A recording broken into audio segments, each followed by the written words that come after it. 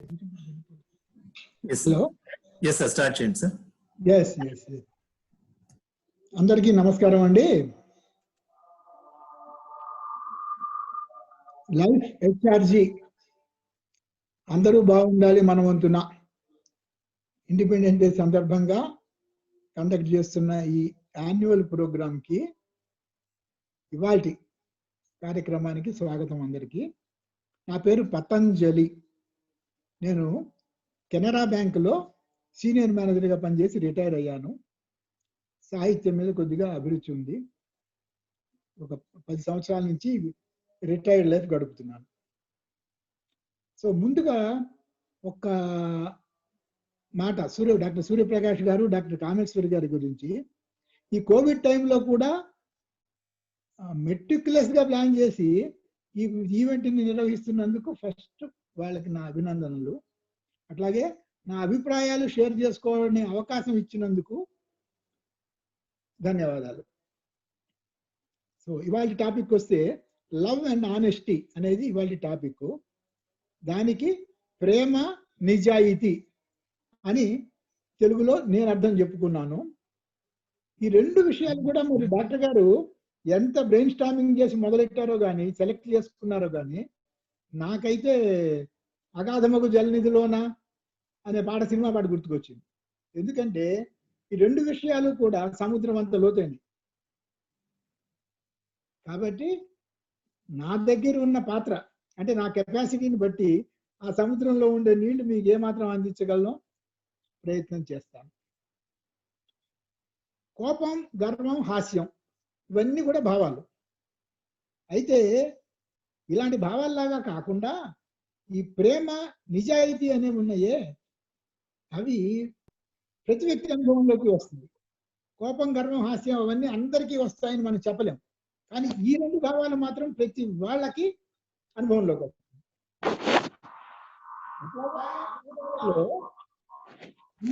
వైవిధ్యం కూడా ఉంటుంది.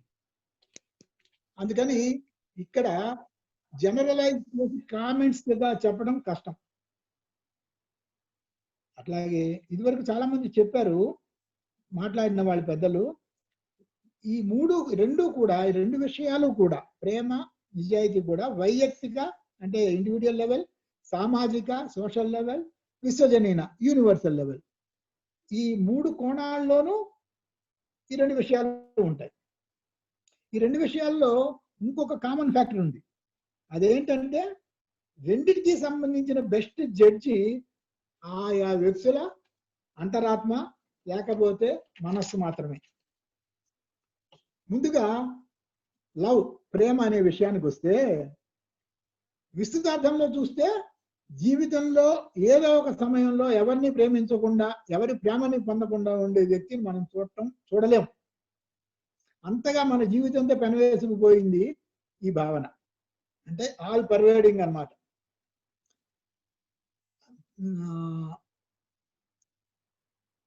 చాలా మంది దీన్ని వివరంగా చక్కగా కూడా వివరించారు ఇదివరకే. అయినా నాకు అర్థమైన విధంగా ప్రేమని నేను ఒక చట్టంలో బంధించి చూపించడానికి ప్రయత్నం చేశాను. ఇది కనిపిస్తున్నది అనుకుంటాను క్లియర్ గానే. ఇది నేను తయారు చేసిన ఒక few seconds I will keep like this so that everybody can see it.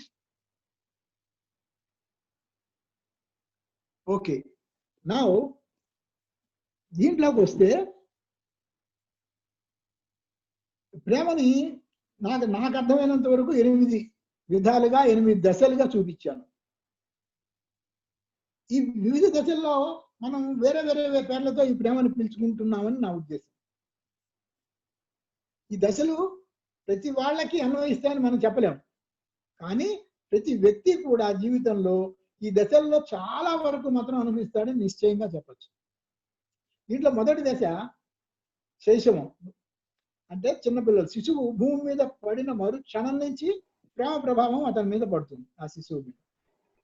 ఇది అక్కడి నుంచి మొదలెట్టి వయసు పెరుగుతున్న కొద్దీ ఈ ప్రేమ అనే భావన అనేక రూపాల్లో అతన్ని అనుభవంలోకి వస్తుంది. అలా ప్రేమించటం, ప్రేమను పొందడం అనే ఈ రెండు పార్శ్వాలు ఉన్న ఈ ప్రక్రియ అతని జీవితాంతం నిరంతరంగా సాగుతూనే ఉంటుంది. రెండో దశ బాల్యం. ఈ దశలో ప్రేమ స్నేహం అనే రూపం పొందుతుంది.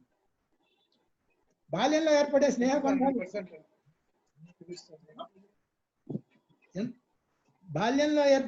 బంధాలు ఎంత దృఢంగా ఉంటాయో, జీవితాంతం మనలో మిగిలే మధురానుభూతులుగా ఎలా మారతాయో మనందరికీ కూడా తెలుసు. అంతేకాదు ఈ స్నేహం అనేది పెద్ద అయ్యాక కూడా సమాజంలో కొంతమంది కొంచెం అది కూడా పూర్తిగా కాదు. హలో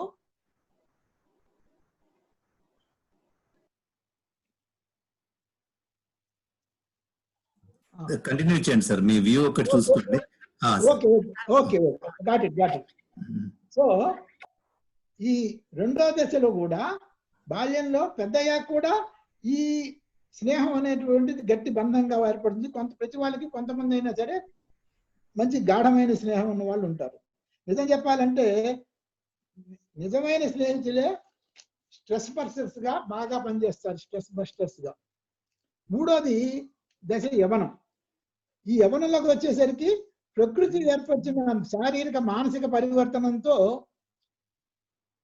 ఓ కొత్త లోకంలోకి విసిరివేయబడ్డ యువకులు ప్రేమ మోహం పాలు ఎక్కువగా ఉన్న ప్రేమల్లో మోహం పాలు ఎక్కువగా ఉన్న ప్రణయ బంధంలో చిక్కుకుంటారు. అదే సమయంలో వారికి కుటుంబ సభ్యులు, దగ్గరగా మెలిగే సమాజంలోని ఇతరులు, వాళ్ళ మీద కూడా ప్రేమ ఉంటుంది కదా. దానికి మనం అభిమానము, గౌరవం లాంటి పదాలు ఉపయోగిస్తున్నాం. ఇంకో యాంగిల్ చూస్తే కంటికి కనపడిన పరమాత్మ లేకపోతే భగవంతుడు ఆ జీవితంలో దాన్ని ఆయన ఒక భాగంగా చేసుకుని నిత్యము ఆయన ప్రేమించే వాళ్ళు, ఆయన ఇచ్చేసే వాళ్ళు, పూజించే వాళ్ళు ఉంటారు. దాన్ని మనం భక్తి ఆరాధన అంటున్నాం. అంతేకాదు ప్రతిరోజు సమాజంలో ఎక్కడో ఒక చోట బాధాతప్త హృదయులు, కష్టాలతో కుస్తీ పడుతున్న వాళ్ళు మనకి ఎదురవుతుంటారు. చాలా మంది వాళ్ళని పట్టించుకోరు. కొంతమంది మాత్రం సానుభూతి చూపించి వదిలేస్తారు. కానీ వాళ్ళతో తాదాత్మ్యం చెంది వారితో పాటు వారి కోసం పాటుపడేవాళ్ళు, తమ సర్వస్వం ధారపోసేవాళ్ళు లక్షలో ఒకరైనా ఉంటారు కదా. మరి వాళ్ళది కూడా ప్రేమే. దానిని మనం కరుణ, దయ, ఆదరణ అంటున్నాం. ఇకపోతే జంతువుల్ని మిగిలిన అల్ప ప్రాణుల్ని కూడా చేరదీసి కుటుంబ సభ్యుల కంటే ఎక్కువగా వాటిని ప్రేమించే వాళ్ళు మన దేశంలో తక్కువ ఉన్నారేమో కానీ పాశ్చాత్య దేశాల్లో కొల్లలుగా కనిపిస్తారు మనకి. అది ఇంకొక రకం ప్రేమ. చివరిగా అందరూ కాకపోయినా కొంతమంది విశేషమైన వ్యక్తులు ఉంటారు. బంగారము, కార్లు, ఇటువంటి మెటీరియల్ థింగ్స్ మీద అంతులేని ప్రేమ కలిగి ఉంటారు. వాళ్ళకి చూపించేది వ్యామోహం అని మనం అనొచ్చు, కానీ మాది అంతులేని ప్రేమే అని వాళ్ళు వాదిస్తూనే ఉంటారు. అలాగే ఫేమ్ కోసం, రికగ్నిషన్ కోసం తాపత్రయ వాళ్ళు కూడా ఈ కోవలకే వస్తారని నా ఉద్దేశం. ఇక్కడికి ఈ 8 రకాల ఇవి చూశాక తర్వాత నాకు ఒకటి లింగ్విస్టిక్స్ లో ఒక అర్థ పరిణామం అని ఒక టాపిక్ ఉంటుంది. అర్థ పరిణామంలో మళ్ళీ ఇంకొక సబ్ టాపిక్ అర్థ సంకోచం. అంటే ఏంటంటే ముందు ఒక విస్తృతమైన అర్థంలో ఉన్న పదం ఉంటుంది, విస్తృతమైన అర్థం ఉంటుంది. కాలక్రమేణా over a period of say years, decades or even centuries అది సంకుచిత అర్థంలోకి, పరిమిత అర్థంలోకి మారిపోతుంది. It's a process, linguistic process. దానికి ఎగ్జాంపుల్ ఏం చెప్తారంటే ఉద్యోగం. ఉద్యోగం అంటే ప్రయత్నం. ఆ చిన్నప్పుడు పాండవోద్యోగ విజయాలని చాలా ఫేమస్ డ్రామా ఉండేది, తిరుపతి వెంకట కవులు రాసింది. మాకు అర్థమైతే వచ్చేది కాదు, ఎందుకు ఇదేమిటి ఉద్యోగం ఎందుకు వచ్చింది ఇక్కడ అని చెప్పి. తర్వాత తెలిసింది అదేమిటంటే ఉద్యోగం అంటే యుద్ధానికి కావాలని ప్రయత్నాలు చేసుకున్నారు. ఆ డ్రామాలో చూపించింది యుద్ధము, ప్రయత్నం.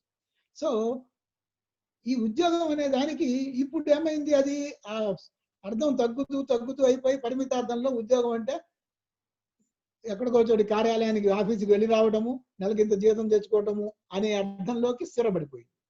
సో అంత విస్తృత అర్థం కాక సో ఇప్పుడు నేను ప్రయత్నం అనే అర్థం ఉందనుకోండి, నేను ఉద్యోగం కోసం ఉద్యోగం చేస్తున్నాను అన్నాను అనుకోండి, అంటే నేను ఉద్యోగం కోసం ప్రయత్నం చేస్తున్నానని. రెండు కరెక్టే, కానీ ఎవరికి అర్థం కావు.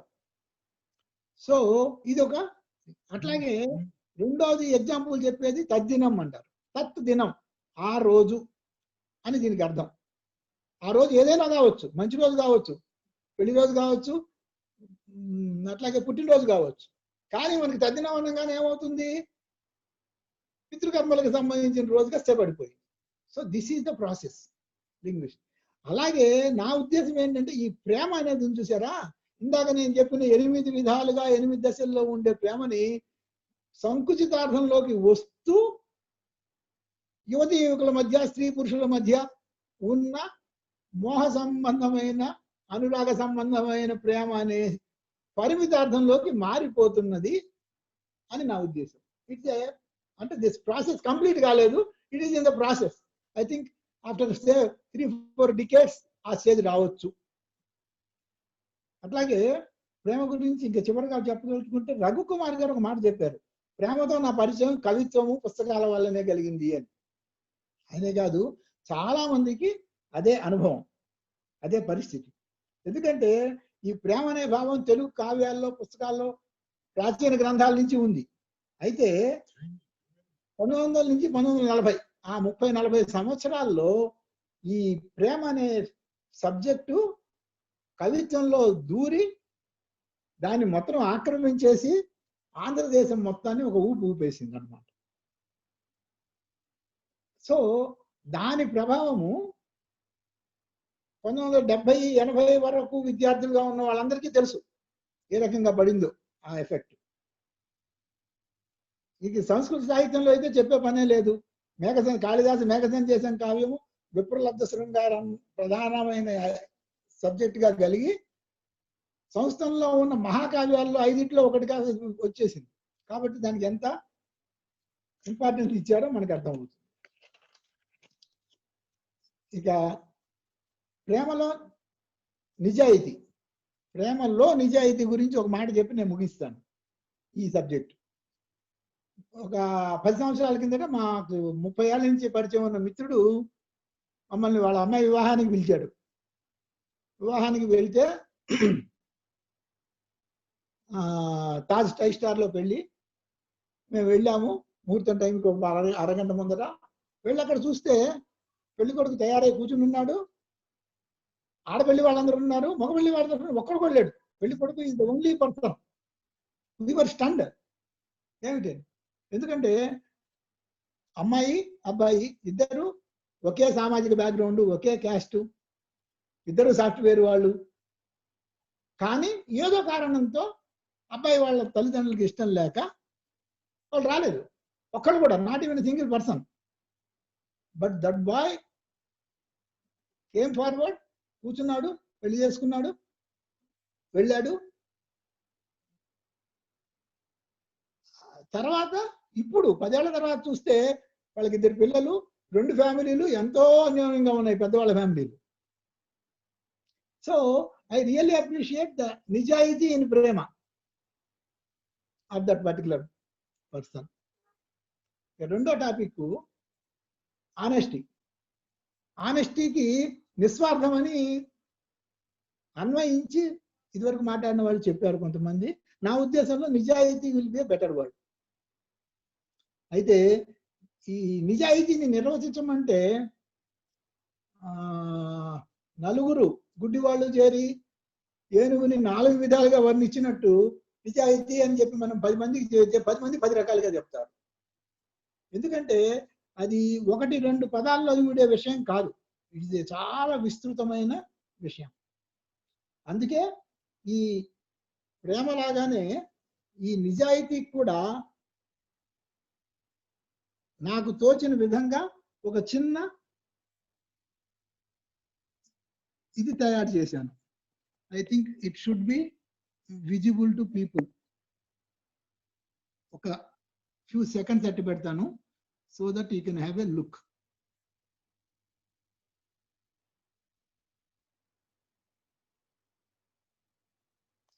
ఓకే, దీంట్లో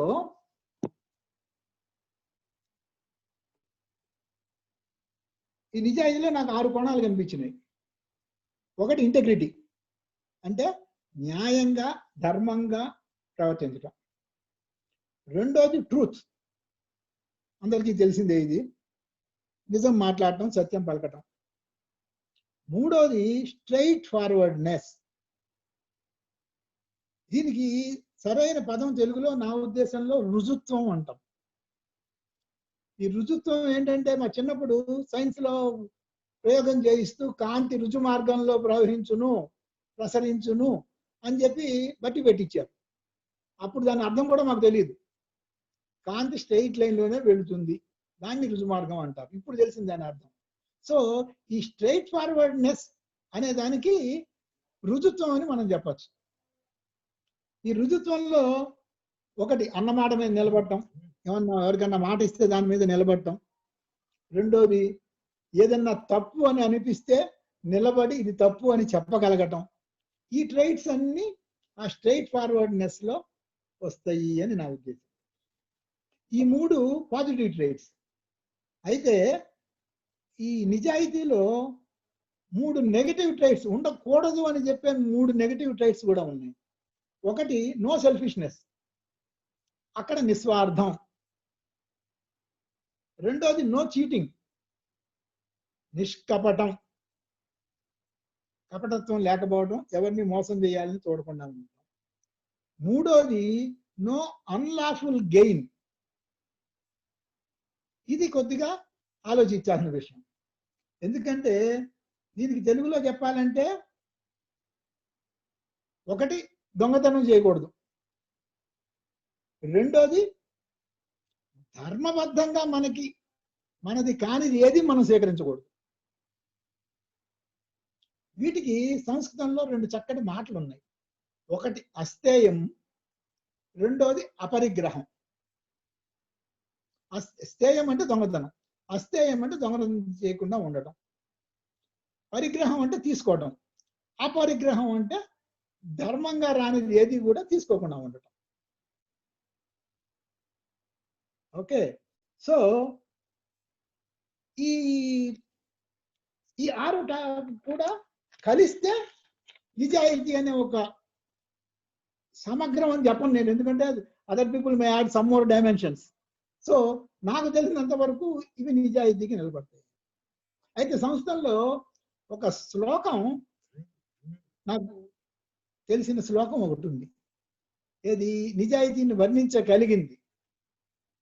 అది యథా చిత్తం తథా వాచః, యథా వాచస్ తథా క్రియ, చిత్తే వాచి క్రియాయాంచ మహతాం ఏకరూపత. అంటే యథా చిత్తం తథా వాచ, మనసులో ఏది అనుకుంటాడో అది మాత్రమే మాటల్లో చెప్తాడు. మనసులో ఒకటి అనుకుని బయటకు ఒకటి చెప్పడం అది ఉండదు. రెండోది యథా వాచస్ తథా క్రియ, వాడు ఏం చెప్తాడో అదే చేస్తాడు. ముందు ఒకటి చెప్పి తర్వాత వాడు వెళ్ళిపోయాక ఇంకా వేరే పని చేయడం ఇటువంటి ఉండవు.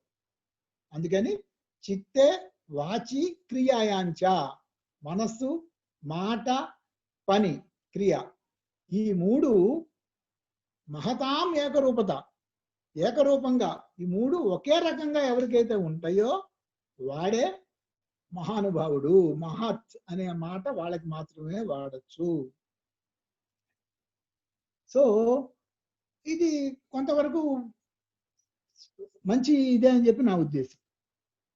ఇకపోతే డెఫినేషన్ అయిపోయాక ఇప్పుడు ప్రాక్టికల్ ఎగ్జాంపుల్స్ లోకి మనం వెళ్తే మనకి ఇది కూడా 3 రకాలుగా చెప్పచ్చు. చెప్పా కదా ఇందాకే, వైయక్తికం ఇండివిజువల్ లెవెల్లో ఉంటుంది, సామాజికం సోషల్ లెవెల్లో ఉంటుంది, మూడోది యూనివర్సల్. సో వైయక్తికంగా చూస్తే నాకు మొదట ఈ మధ్యనే వచ్చిన వాట్సాప్ లో కూడా వచ్చినాయి, మీకు కూడా తెలిసే ఉండొచ్చు, but I want to quote those 2 instances. ఒకటి విశ్వేశ్వరయ్య, మోక్షగుండం విశ్వేశ్వరయ్య గారు. ఆయన సర్వేయర్ గా ఒక ఊరు ఒక గ్రామం వెళ్తే రాత్రికి వాళ్ళు ఉంటే బస చేయాల్సి వచ్చింది. భోజనం చేసి ముందు గదిలో కూర్చుని ఆయన సంచిలోంచి 2 క్యాండిల్స్ పేపర్లు తీసుకూర్చుని రాసుకోవడం మొదలెట్టాడు. ఇంటి గృహస్థు చూస్తూ కూర్చున్నాడు. కరెంట్ లేదు కదా, అందుకని ఆ రోజుల్లో క్యాండిల్స్ తోనే పని. సో ఒక అరగంట సేపు పనిచేశాక ఆయన ఆ క్యాండిల్ ఆర్పేసి పక్కన పెట్టేసి రెండో క్యాండిల్ వెలిగించి మళ్ళీ పని చేసుకుంటున్నాడు. ఆ ఇంటి ఆయనకి అర్థం కాల, ఏమండి ఒకటి క్యాండిల్ మార్చి ఇచ్చేసారు అన్నాడు. అంటే నేను ఇప్పటిదాకా చేసిన పని నా ఆఫీస్కి సంబంధించింది, అందుకోసం అని చెప్పి ఆఫీస్ వాళ్ళ క్యాండిల్ వాడాను. ఇప్పటి నుంచి నేను చేయబోయేది నా సొంత పని, దానికి ఆఫీస్ క్యాండిల్ వాడటం ధర్మం కాదు కదా. I think that is one of the best examples నిజాయితీ గురించి చెప్పాలంటే. అట్లాగే అబ్దుల్ కలాం గారు, అది కూడా వచ్చింది. ఏం చేశాడు, ఆయన రిటైర్ 5-7 సంవత్సరాలు అయిపోయి ఇంకొక 6 నెలల్లో ముగుస్తుందనంగా ప్రెసిడెన్షియల్ టర్మ్, కేరళ నుంచి 40 మంది బంధువులు ఆయన వచ్చారు. వచ్చి ఒక వారం రోజులు ఢిల్లీలో ఆయన అతిథులుగా ఉన్నారు. ఈ వారం రోజులు ఆయన సెక్రటరీని పిలిచాడు, వాళ్ళకి ఒక బస్సు అరేంజ్ చేసి ఢిల్లీలో చూడాల్సిన మంది చూశారు. వారం రోజులు గడిపారు, వాళ్ళు వెళ్ళిపోయారు. వాళ్ళు వెళ్ళిన మర్నాడు పొద్దున్నే ఆయన సెక్రటరీని పిలిచి, వాళ్ళు ఉన్న వారం రోజులకి అన్ని రకాల ఖర్చులు కలిపి, భోజనాలు అన్నిటితో సహా కలిపి ఎంత అయిందో నాకు చెప్పు. వాళ్ళు లెక్కేది మర్నాడు 1,30,000 అయింది సార్ అంటే ఆయన చెక్ రాసి ఇదిగో 1,30,000 అని ఇచ్చేసారు. సో ఇవన్నీ పరాకాష్ఠగా నిలిచే కేసులు అన్నమాట మనకి స్టాండర్డ్. ఇవన్నీ వైయక్తికం, అంటే ఇండివిజువల్ లెవెల్లో. ఆ లెవెల్ కాకపోతే కొద్ది లెవెల్లో అయినా ఇక్కడ మా నాన్నగారి గురించి ఒక మాట చెప్పాలి, ఎందుకంటే he was very principled man. నేను ఎస్ఎస్ఎల్సీ అయిపోయి పియూసీలో కాలేజీలో వెళ్తే ఒకసారి హెడ్ మాస్టర్ గారు, స్కూల్ హెడ్ మాస్టర్ గారు నా కబురు పంపించాడు రమ్మని. నేను వెళ్తే ఆయన పిలిచి చెప్పాడు, ఇదిగో నీకు స్టేట్లో ఎస్ఎస్ఎల్సీలో ఆ రోజుల్లో 47th ర్యాంక్ వచ్చింది, కాబట్టి నేషనల్ మెరిట్ స్కాలర్షిప్కి నీకు ఎలిజిబిలిటీ ఉంది, అప్లికేషన్ ఫామ్ వచ్చినాయి, ఆఫీసులు తీసుకెళ్ళి పూర్తి చేసి అవి సబ్మిట్ చేసి నీకు వస్తుంది. ఆ రోజుల్లో అది గొప్ప విషయం, ఎందుకంటే నేషనల్ మెరిట్ స్కాలర్షిప్ అంటే అప్పటి నుంచి మొదలెట్టి ఆ తర్వాత వాళ్ళ చదువు పూర్తయ్యేదాకా ఏదన్నా కానివ్వండి, బీటెక్లు, ఎంటెక్లు, పోస్ట్ గ్రాడ్యుయేషన్లు, ఎంబీబీఎస్లు ఏది చదివినా సరే మొత్తం ఖర్చు సెంట్రల్ గవర్నమెంట్ పెట్టుకుంటుంది అనమాట. సో మా స్కూల్లో 3కి వచ్చింది. సరే నేను ఇంటికి వచ్చాను, ఫామ్ ఫిల్అప్ చేశాను, తీసుకెళ్ళి మా నాన్నగారికి సంతకం కోసం పెట్టాను. మా నాన్నగారు చూశారు, చూసి మొత్తం పెట్టబోతూ కింద చివరి దాకా చదువుతుంటే చివర ఒక చిన్న నోట్ ఆయనకి కనపడింది. నోట్ అని, students whose parental income is more than ₹500 per month are not eligible అని రాసింది. అప్పటికి మాది వ్యవసాయ కుటుంబమే, ఓ 8 ఎకరాలు ఎంత పొలం ఉండేది, అదే ఆధారం, ఇంక వేరే ఇదేం లేదు. మేము 8 మంది పిల్లలు, కుటుంబం ఇబ్బంది ఉండేది కాదు, బట్ స్టిల్ ఆర్థికంగా పెద్ద ఇదిగా ఉన్న స్థితి ఏం కాదు. కానీ మా నాన్నగారు చదవంగానే, ఒరే ఇది మనకి పనికిరాదురా, మనకి 6,000 కంటే ఎక్కువ వస్తుంది అగ్రికల్చర్లో. నాకు ఎదురు చెప్పలేని పరిస్థితి, నేనే మాట్లాడలే, సరే అని చెప్పి ఊరుకున్నాను.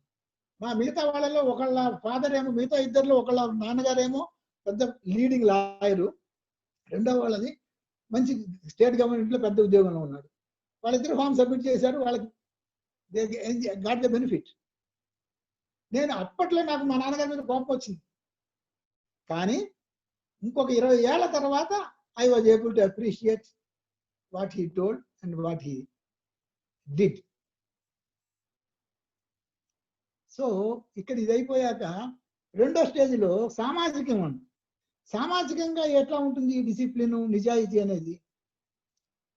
అంటే ఎందుకంటే విహారీ, నేను ఇవన్నీ కూడా ఉదాహరణలు, నిజాయితీ అంటే ఎందుకు చెప్తున్నానంటే, విహారీ గారు ఒక మాట అన్నారు, ఈ ఆనెస్టీ అనే పదము చివరికి తిరిగి వచ్చి ఓన్లీ లంచం తీసుకోవటం లేదు అనే అర్థంలో స్థిరపడుతోంది. నేను ఇందాక చెప్పానే అర్థ సంకోచం అని చెప్పి, లింగ్విస్టిక్ పరిణామం ఇక్కడ కూడా జరిగింది. ఇప్పుడు ఇన్ని రకాలుగా మనం చెప్పుకున్నామే, ఈ 6 రకాల ఇవి నాకే దట్టినవి చెప్పానే, ఇవన్నీ పోయి చివరికి ఏమొస్తుంది, ఆనెస్టీ అనగానే వాటిల్లో 1/6 భాగమైనటువంటి అస్థేయము, అపరిగ్రహము అన్నానే, ఆ ఒక్క టాపిక్ దగ్గర కూర్చుంది. మిగతావన్నీ పోతున్నాయి. ఇప్పుడు నేను చెప్పే ఎగ్జాంపుల్స్ ఆ మిగతా 5 వస్తుంటాయి. అందుకని నేను పర్పస్ఫుల్ గా చెప్తున్నాను అనమాట. సో నేను ఖమ్మంలో మేనేజర్గా పనిచేసేవాడిని. సీనియర్ మేనేజర్గా ఉన్న రోజుల్లో ఫారిన్ నుంచి మాకు ఒక లేడీ గెస్ట్ వచ్చారు. ఖమ్మంలో స్టేషన్ ఊరు 2 పక్కల ఉంటుంది. స్టేషన్కి 1, 2, 3 ప్లాట్ఫారాలు. 1 సైడ్ ఏమో మొత్తం ఊరంతా ఉంటుంది.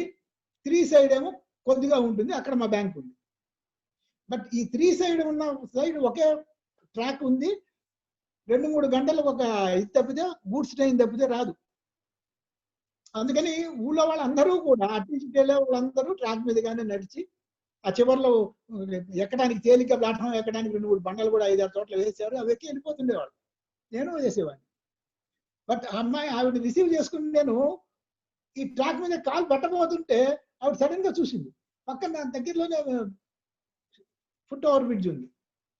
ఆవిడ మాట్లాడిన నో దిస్ వే అని చెప్పి all the way foot over bridge మీదుగా వచ్చింది. అప్పుడు నాకు అనిపించింది, ఒరే ఇది మన సమాజంలో దీంట్లో ఉన్న జాగృతి అంటామే, ఇది కూడా నిజాయితీయే. తప్పు పని చేయకపోవటం మనం తెలిసి చేస్తున్నామే. మన ఆయన చెప్పిన ఎగ్జాంపులే, ఏది రాంగ్ రూట్ లో వెళ్ళటం, మనం టేక్ ఇట్ యాజ్ రైట్. కాబట్టి ఆ సమాజంలో కూడా ఆ విధమైనది ఉంటే బాగుంటుంది. అలాగే మా చిన్నప్పటి విషయం ఒకటి గుర్తుకొస్తుంది. సామాజిక ఇది వస్తుందంటే, ఎక్కడైతే మనం ఆనెస్టీ అంటామే, ఆనెస్టీ అంటే మాకు చెప్పాను కదా, మాకు భూములు ఉండేవి. ఒకసారి నాకు 8 ఏళ్ళు 9 ఏళ్ళు మేము జీతగాడు అనేవాళ్ళం, పాలేరు అంటారే, అతనితో ఎక్కి బండి మీద నేను వెళ్తున్నా. పొలంలో ఎట్లా ఉంటాయంటే అప్పుడు ట్రాక్ ఉంటుంది, రోడ్లు లేవు కదా పొలాలకు వెళ్ళడానికి. అందుకని అందరి పొలాలకి అడ్డం పడి ఒక సింగిల్ ట్రాక్ ఉంటుంది. ఎవరు వెళ్ళినా దాని మీదనే వెళ్ళాలి, పక్కకి వెళ్ళకూడదు. దాని మీద రిస్ట్రిక్షన్స్ ఏమి ఉండవు, ఈవెన్ పంటలు ఉన్న రోజుల్లో కూడా. సో మా బండి వెళ్తుంటే కాస్త దూరం వెళ్ళేటప్పటికి వేరే వాళ్ళ బండి వచ్చింది. మా తాతగారి ఊరి కరణము పెద్ద ఇది ఉన్నవాడు అంతా ఉంది. ఎదురుగా వచ్చేవాళ్ళు చిన్న రైతు, వాళ్ళ బండి వస్తుంది. మా వాడు ఏం చేశాడు, బండిని పక్క తీసి ట్రాక్లోంచి పక్కకి ఆపించితే వాళ్ళ బండి వెళ్ళిపోయింది. ఐ ఫెల్ట్, అరే ఇదేమిట్రా మన బండి నాపాడు అని చెప్పి నేను మా వాడిని అడిగా, అరే ఏమిట్రా నాయనా మన బండిని పక్క తీసేవాడిని. వాడు అన్నాడు, బాబు మనదేమో ఖాళీగా ఉన్న బండి, వాళ్ళదేమో బస్తాలతో వస్తున్న బండి, అందుకని మనమే దారి ఇవ్వాలి. అంటే అది నిజాయితీ. నేను తర్వాత అబ్జర్వ్ చేశా, ఊళ్ళో అందరూ కూడా అది ఫాలో అవుతారు. అంతేకాదు, బద్ధ శత్రువులుగా ఉన్న వాళ్ళు కూడా వాళ్ళ పొలంలోంచి ఈ ట్రాక్ ఉన్నప్పుడు వేరే వాళ్ళది శత్రువుల వాళ్ళు వెళ్తున్నా కూడా నోరు మెదపడానికి వీల్లేదు, అంత డిసిప్లిన్ ఉండేది అనమాట. సో అది నిజాయితీ. నా ఉద్దేశంలో సామాజిక నిజాయితీ అంటే అది నాకు గుర్తుకొచ్చింది. మూడోది సంస్థాగతం. ఐ థింక్ టైం అడుగుతాం. సంస్థాగతం అంటే నేను మా బ్యాంకులో పనిచేశానని చెప్పా కదా, బ్యాంకులో మాకు ఏముండేవి, సొసైటీలో ఉండేవి. అప్పట్లో ఏముంది, జీతాలన్నీ తక్కువ, ఏదైనా లోన్ కావాలంటే సొసైటీలో అందరూ కంట్రిబ్యూట్ చేసిన సొసైటీ లోన్. సొసైటీలోనికి 2 మార్గాలు, 2 రీజన్స్ పెట్టాలి. ఒకటి, ఇంట్లో ఎవరో ఒకరికి సివియర్ హెల్త్ ప్రాబ్లం, లేదా ఇంట్లో ఎవరొకరికి వివాహం క్లోజ్. సో మాకు డబ్బులు ఎప్పుడు కావాల్సినా కూడా నేను కాదు అందరం ఏం చేసేవాళ్ళం, సిస్టర్స్ మ్యారేజ్ అని పెట్టేది, డబ్బులు తీసుకుంది. మళ్ళీ సంవత్సరం అయ్యాక మళ్ళీ అవసరమైనప్పుడు మళ్ళీ సిస్టర్స్ మ్యారేజ్. సో ఇది నిజాయితీయా? ఇప్పుడు ఆలోచిస్తే ఇవన్నీ కూడా మేము బ్రేక్ చేసినవే. నిజాయితీని బ్రేక్, చిన్నవే కావచ్చు. అట్లాగే బ్యాంకుల ఆఫీసర్లు మేనేజర్లకి పెట్రోల్ లిమిట్ ఉండేది. పెట్రోల్ లిమిట్ ఏమిటి, మోటార్ సైకిల్ ఉన్న వాళ్ళకి 20 లీటర్స్, కార్ ఉన్న వాళ్ళకి 40 litres. Without any this one, only bills మాత్రం సబ్మిట్ చేయాలి. బిల్స్ సబ్మిట్ చేస్తే నో క్వశ్చన్స్ ఆస్క్. అది ఎందుకంటే ఇది కనుక శాలరీతో పాటు అలవెన్స్ గా కనుక ఇస్తే ట్యాక్సబుల్ అవుతుంది, 2-3 వేల దాకా వచ్చేది. అందుకని చెప్పి రీఇంబర్స్మెంట్ గా ఇస్తే ట్యాక్స్ పడదని ఎవరో చెప్తే పై లెవెల్లో యూనియన్లు వాళ్ళు మేనేజ్మెంట్లు మాట్లాడుకుని చేసిన arrangement. So no questions ask, just like salary తీసుకోవచ్చు. నేను తీసుకునేవాడిని. అంటే ఆ రోజులు ఏం చేసేవాళ్ళు, 2 లీటర్లు పెట్రోల్ పోయించుకుంటే 5 లీటర్లకు 10 లీటర్లకు బిల్లు తీసుకోవడం, అది బిల్లు నెల అనగానే సబ్మిట్ చేసేవాడు, డబ్బులు తీసుకోవడం. As right. నేను తర్వాత కొన్నాళ్ళకి మా స్టేట్ మొత్తాన్ని కంట్రోల్ చేసే కంట్రోలింగ్ ఆఫీసులో హెచ్ఆర్ డిపార్ట్మెంట్ ఇన్ఛార్జిగా వెళ్ళా. I was senior manager in-charge of HR department. So నేను అప్పుడు కూడా తీసుకునేవాడిని. నేను 2-3 నెలలు అయిపోయాక మా డిపార్ట్మెంట్లో నా కింద పనిచేసే సబ్ మేనేజర్ అంటారు ఉండేవాడు. He was in-charge of only disciplinary matters, ఇంకేం సంబంధం లేదు. అతను ఈ బిల్లు నాకు పంపించాడు, నేనే పాస్ చేయాలి. నేను పాస్ చేస్తూ చూస్తే 5 లీటర్లను రాసింది. నేను అన్నాను, ఒరే అదేమిట్రా 20 లీటర్లు కదా నువ్వు తీసుకోవచ్చు. మరి లేదండి మా ఇల్లే ఉంది, ప్యారడైజ్ దగ్గరే కదా మా రూము, అక్కడి నుంచి ఇక్కడికి, కేరళ అతను, ఇక్కడ వాడు కాదు, ఇక్కడ నుంచి హిమాయత్ నగర్ రావడానికి ఏముంది, నాకు 5 లీటర్ల నుంచి కాదు మోటార్ సైకిల్ కన్నా. ఈ వాజ్ హ్యావింగ్ మోటార్ సైకిల్ ఉంది. నా కళ్ళు తెరుచుకున్నాయి. అరే మనం ఒకళ్ళకి చెప్పే పరిస్థితిలో ఉండి అందులో హెచ్ఆర్ డిపార్ట్మెంట్ హ్యాండిల్ చేస్తూ ఇది ఇన్నాళ్ళు ఎట్లా చేసుకొచ్చాము అని చెప్పి ఆ క్షణం నుంచి నేను కూడా మానేశాను అట్లా క్లెయిమ్ చేయడం. Actuals only we used to claim. So ఇది ఒకళ్ళ నుంచి ఒకళ్ళకి స్ప్రెడ్ అయ్యే అవకాశం కూడా ఉంది నిజాయితీ అనేది అని చెప్పడానికి ఎగ్జాంపుల్. ఫైనల్ గా అయిపోతుంది, టైం అవుతుంది, ఇంకొక 2-3 నిమిషాల్లో ముగిస్తానండి. ఎన్ఆర్ఐస్ ఉండేవాళ్ళు. ఈ ఎన్ఆర్ఐస్ లో బాగా డబ్బులు ఉన్నవాళ్ళు నాకు బ్యాంక్ మేనేజర్లుగా వచ్చేవాళ్ళు. ఆనెస్టీ ఎక్కడ ఉంది అని చెప్పడానికి చెప్తున్నా. అయితే ఆ రోజుల్లో ఏముండేది, ఎన్ఆర్ఐ వాళ్ళకి ఫారిన్ లో కనుక డాలర్లలో కనుక పెట్టుకుంటే అమెరికాలో వాళ్ళకి 3% వచ్చేది. అదే ఇండియాకి తెచ్చి డాలర్లలో పెట్టుకుంటే 5% వచ్చేది. ఇండియన్ రూపీస్ లోకి కన్వర్ట్ చేసి పెట్టుకుంటే 9% వచ్చేది. కానీ వాళ్ళు ఎన్ఆర్ఐలు కాబట్టి 9% వచ్చినా కూడా దాంట్లో ఆటోమేటిక్ గా 30% ఇంట్రెస్ట్ లో, అసల్లో కాదు ఇంట్రెస్ట్ లో 30% ట్యాక్స్ ఆటోమేటిక్ డిడక్ట్ అయిపోయాయి. సో వీళ్ళు వచ్చి తెగ బాధపడిపోయి అడిగేవాళ్ళు. మేము మేనేజర్, నేను కూడా మేనేజర్ని, మరో 2000 బ్రాంచీల్లో నేను కూడా ఒక మేనేజర్. అట్లా ఎన్ని బ్యాంకులు ఉన్నాయో. అప్పుడు ఏం చేసేవాళ్ళు వీళ్ళు వచ్చి, నేను ఇక్కడే పెట్టుకుంటానండి అనేవాడు. అంటే ఇండియన్ డిపాజిట్ కింద పెడతాడు. సో వాడు ఎన్ఆర్ఐ అని, అంటే ఎన్ఆర్ఐ అంటే పాస్పోర్ట్ అది ఇస్తారు. ఎన్ఆర్ఐ అనే యాంగిల్ని మేము కళ్ళు మూసుకొని డొమెస్టిక్ ప్రూఫ్ ఏదో ఒకటి, అడ్రస్ ప్రూఫ్, ఎందుకంటే నేను మాట్లాడుతుందన్నీ కూడా 15-20 ఏళ్ల కింద. ఇప్పుడు అంత ఇది లేదండి, ఇప్పుడు మారిపోయిన పరిస్థితులు. సో మేము కళ్ళు మూసుకొని డొమెస్టిక్ అకౌంట్ ఓపెన్ చేసేవాళ్ళం. Use to take 9% interest without any tax cut. So ఇవన్నీ కూడా అనైతికమని ఇప్పుడు అనిపిస్తుంది మాకు. చివరిగా లాస్ట్ ఎగ్జాంపుల్ ఒకటి చెప్పి ప్రాక్టికల్, ఇవన్నీ కూడా నేను ఇటువంటి ఒకటి కాదండి, బ్యాంక్ మేనేజర్గా నేను దాదాపు 20 ఏళ్ళు పనిచేశాను. I can coat hundreds of instances where ఈ క్లాష్ వస్తుందన్నమాట. మనం ఇదే కాదండి. చివరిగా ఒకటి చెప్పి నేను క్లోజ్ చేస్తాను. నేను ఒక సైనిక్పూరి బ్రాంచ్లో పనిచేసే రోజుల్లో ఒక ఆర్మీలో చాలా పెద్ద పోస్టులో ఉన్న ఆయన వచ్చారు, అకౌంట్ ఓపెన్ చేశారు. ఒక నెల రోజుల తర్వాత ఏదో లాకర్ కావాలని వచ్చాడు. ఈ was top ranking official with so many medals. So నేను లాకర్ ఇచ్చాను, లాకర్ తీసుకున్నాడు, అయిపోయింది. ఒక 2 నెలలు ఎంతో అయిపోయాక సడన్ గా ఒక రోజు నాకు బ్యాంక్లో ఉండగా ఫోన్ వచ్చి, ఆయన ఫోన్ చేశాడు, మేనేజర్ గారు ఒక చిన్న ఇష్యూ వచ్చిందండి. ఏమిటి అంటే, ఏం లేదు, మా అబ్బాయి పెళ్లి చేశాము 1 నెల రోజుల కిందట. అబ్బాయికి అమ్మాయికి ఏదో రిఫ్ట్ వచ్చింది, అమ్మాయి పోలీస్ కంప్లైంట్ ఇచ్చింది. వాళ్ళందరూ పోలీసులు వచ్చి మా ఇప్పుడు అదిట్లో ఉన్నారు, నేను బ్యాంక్ వచ్చే పరిస్థితి లేదు. నాకు ఆ డబ్బులు, ఆ బంగారం బ్యాంకులో ఉన్న డబ్బులు అన్నీ ఆవిడ అమ్మాయి తీసుకున్నా పర్వాలేదండి, కానీ మా అబ్బాయి ఏమన్నాడంటే దాంట్లో ఒక 2 వాడు దుబాయ్ నుంచి వచ్చినప్పుడు తెచ్చిన బంగారు బిస్కెట్లు కూడా ఉన్నాయట. అవి కనుక, ఎందుకంటే ఈ పోలీసులు అమ్మాయిని తీసుకుని బ్యాంకుకి వచ్చి బలవంతంగా లాకర్ తెరిపించే అవకాశం ఉందని ఆయన ఊహించాడు. అది కనుక తెలిస్తే మిగతావన్నీ అమ్మాయి తీసుకెళ్ళినా నాకు పర్లేదండి, కానీ బంగారం బిస్కెట్లు ఇట్ వాజ్ ఎ క్రైమ్ ఆ రోజుల్లో. అవి ఉంటే నాకు చాలా ప్రాబ్లం అవుతుందండి అన్నాడు. అందుకని నేను మా గోడ వెనకాల మా అమ్మాయి ఉంటుంది, వెనకాల ఆ అమ్మాయిని పంపిస్తానండి, మీరు కాస్త ఇచ్చేయాలన్నారు. నేను ఫోన్ మీద పెద్ద ఆలోచించే టైం కూడా లేదు. I said okay. ఎందుకంటే నాకు అంతసేపు ఆయన మనసులో ఆయన ఇది ఆయన స్టేటస్ అమ్మాయి వచ్చింది లాకర్ నేను ఎవరికి ఇవన్నీ ఏంటంటే బయటకి అందరికీ చెప్పుకునేవి కాదు. ఎందుకంటే రిస్క్ ప్రోన్ ఏరియాస్ అంటాం. సో నేనే దగ్గర నుండి యాక్చువల్గా లాకర్ ఓపెన్ చేయడానికి వచ్చేవాళ్ళు ఒక లాకర్ బుక్ లో అంటే నేను సంతకం పెట్టాలి. సంతకం పెట్టి అప్పుడు వెళ్ళి లాకర్ ఓపెన్ చేస్తాము. ఇద్దరు 2 కీస్తో ఓపెన్ చేస్తాము, బయటకు వచ్చేస్తాము. వాళ్ళు పని అయిపోయా క్లోజ్ చేస్తారు. ఒక కీతోనే లాక్ అవుతుంది.